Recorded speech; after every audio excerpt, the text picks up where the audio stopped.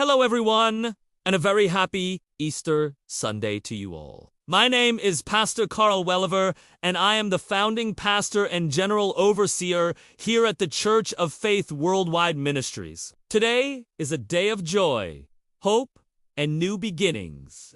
Today, I want to take you on a journey back in time to a morning that changed the world forever. We're going to dive into the story as told in the Gospel of Matthew, chapter 28, verses 1 through 10. This isn't just an old story. It's a story that echoes with power and promise even today. So, grab a cup of coffee, find a comfy spot, and let's explore this incredible moment together. Let's set the scene. It's been a few days since the crucifixion. The air in Jerusalem is thick with sorrow and fear. The followers of Jesus are scattered, hiding, their hearts heavy with grief. Their leader, their hope, the man they believed was the Messiah, was executed in the most brutal way. Imagine their despair. Everything they had believed in seemed to have died with him on that cross. The dream was over. Or so they thought. Our story begins just as the weekend is ending. Matthew tells us, after the Sabbath, at dawn on the first day of the week, Mary Magdalene and the other Mary went to look at the tomb. Let's pause here. Who were these women? Mary Magdalene and the other Mary, likely the mother of James and Joseph. These weren't the powerful disciples who had walked alongside Jesus. These were ordinary women, driven by love and loyalty. While the men were in hiding, paralyzed by fear, these women were on the move. Their courage is the first thing that strikes me. In the dim light of dawn, they weren't going to a celebration. They were heading to a place of death, a cold stone tomb, simply to be near the one they had lost, perhaps to anoint his body with spices, as was the custom. Their actions speak volumes about their devotion. It was a journey of grief, a final act of love. They expected to find a sealed tomb and a dead body. They had no idea they were about to walk into the single most pivotal event in human history. As they approached the tomb, something extraordinary happened. The ground began to shake. Matthew says, there was a violent earthquake. This wasn't just a minor tremor. This was a powerful, earth-shattering event. It was as if creation itself was groaning and then shouting in response to what was about to unfold. Earthquakes in the Bible often signify a moment of divine intervention, a moment when God is about to do something big. And this was the biggest moment of all. The very foundations of the world were being rocked because the foundation of our faith was being laid. Then, the source of this divine commotion is revealed. For an angel of the Lord came down from heaven and, going to the tomb, rolled back the stone and sat on it. Let's just picture this for a second. An angel, a celestial being, descends from heaven. This wasn't a subtle, quiet affair.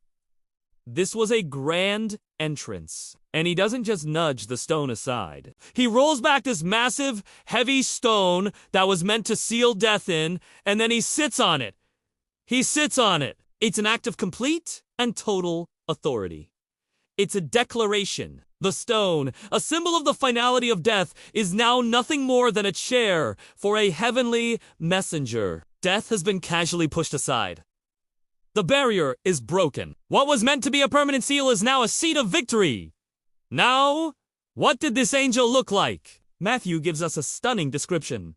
His appearance was like lightning, and his clothes were white as snow. Imagine seeing that at dawn. A figure so bright it hurts your eyes, radiating pure, divine energy. It's no wonder the guards, the tough, seasoned Roman soldiers posted there to prevent anyone from stealing the body, were terrified. The Bible says the guards were so afraid of him that they shook and became like dead men. These professional soldiers, who feared no man, were completely undone by the sight of one angel. They fainted, paralyzed by fear. It's a powerful contrast. The forces of human empire, represented by these guards, are rendered powerless before the messenger of God's kingdom. Their weapons and their authority meant nothing in this moment.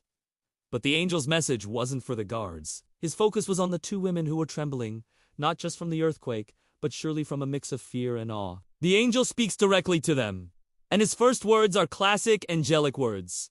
Do not be afraid. It's a message of comfort and reassurance. He knows their hearts are pounding.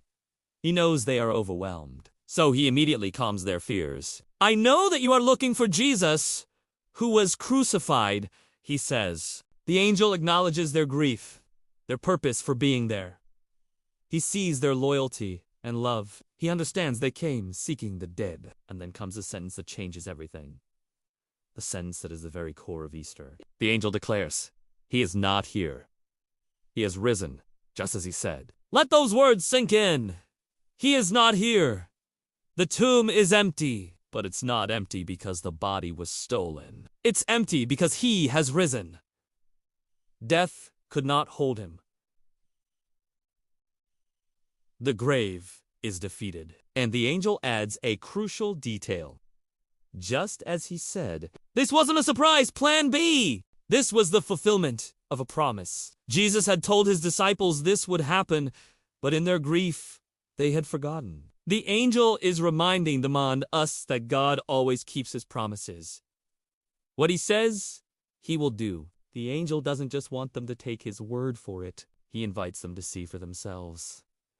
Come and see the place where he lay. This isn't a second-hand report. It's an invitation to be Look, the place where his body was is now empty. The evidence is right in front of you. Faith isn't blind. It's based on the evidence of the empty tomb. The angel wants their faith to be built on a solid foundation, on the verifiable fact of the resurrection. They came seeking a body to anoint. Instead, they found an empty space filled with an impossible, glorious truth. But the good news isn't meant to be kept secret. It's meant to be shared. The angel immediately gives them a mission. Then go quickly and tell his disciples. He has risen from the dead and is going ahead of you into Galilee. There you will see him. Now I have told you. The message comes with an instruction. Go. And not just go, but go quickly. This news is urgent. It's life-changing. It can't wait. They are to become the first evangelists, the first messengers of the resurrection. And what are they to tell the disciples? Two things. He is risen, and he is going ahead of you to Galilee. He has an appointment with them. This isn't the end of their relationship with Jesus. It's a new beginning. The one they thought was gone is not only alive, but is already moving forward, leading the way, waiting for them. The message is one of restoration and reunion. How did the women react? Matthew tells us, so the women hurried away from the tomb, afraid yet filled with joy, and ran to tell his disciples. I love this description. Afraid yet filled with joy. Can you imagine that feeling? The lingering fear from the earthquake and the angel mixed with an explosion of unbelievable joy. It's a holy paradox. They're running, fueled by this potent emotional cocktail. They came to the tomb walking slowly, weighed down by sorrow. Now they are running, light-footed, carrying the greatest news the world has ever heard. Their grief has been transformed into a joyful, urgent mission. They are no longer mourners. They are messengers of hope. And just as they are running on this incredible, life-altering errand, something even more amazing happens. Suddenly, Jesus met them. Greetings, he said, just like that. In the middle of their journey, the very person they are going to announce appears right in front of them. The risen Lord himself. He doesn't appear with a flash of light or a clap of thunder. He just meets them on the road with a simple, familiar greeting. Greetings! Or in other translations, rejoice! He meets them in their obedience as they are on their way to share the good news. Their response is pure, unadulterated worship. They came to him, clasped his feet, and worshipped him. They fell at his feet, clinging to him. This wasn't a ghost or a vision. This was real. He was tangible. They could touch him, and in that moment, all they could do was worship. The first response to the resurrected Jesus is worship. It's a natural, spontaneous outpouring of love, reverence, and gratitude. They recognize their Lord, their Savior, alive and standing before them. And what does Jesus say to them? Just like the angel, his first words are meant to comfort. Then Jesus said to them, "Do not be afraid." He knows their hearts are overwhelmed. He sees their trembling. He meets them with tenderness and reassurance. Then he repeats the commission the angel gave them, but now it comes from his own lips, adding a beautiful, personal touch. "Go and tell my brothers to go to Galilee. There they will see me." Notice what he calls the disciples, my brothers. After they had deserted him, denied him, and hidden in fear, Jesus doesn't call them failures or cowards. He calls them his brothers. It's a message of complete forgiveness, grace, and restoration. The relationship is not broken, it's healed. He wants them back. He is calling them to a reunion, not a reprimand. And that's where our passage for today ends. On a note of incredible hope, grace, and mission. The women, once paralyzed by grief, are now empowered messengers. The disciples, hiding in fear, are about to receive the news that will transform them into world. And it all started at dawn, at an empty tomb, with a message that still rings true today. He is not here. He has risen. This story is the foundation of everything for those who follow Christ.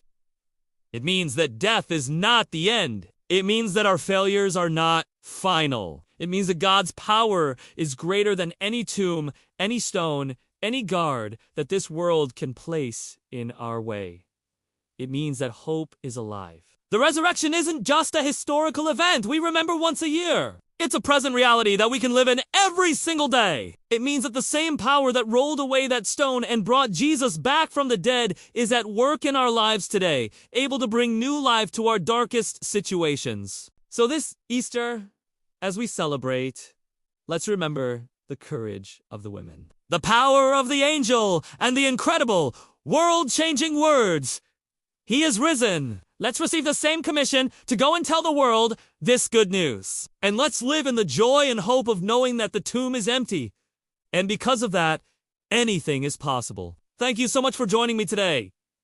I hope this story has encouraged and inspired you. Have a wonderful and blessed Easter Sunday. Don't forget to like, subscribe, and share this message of hope with someone who needs to hear it. God bless.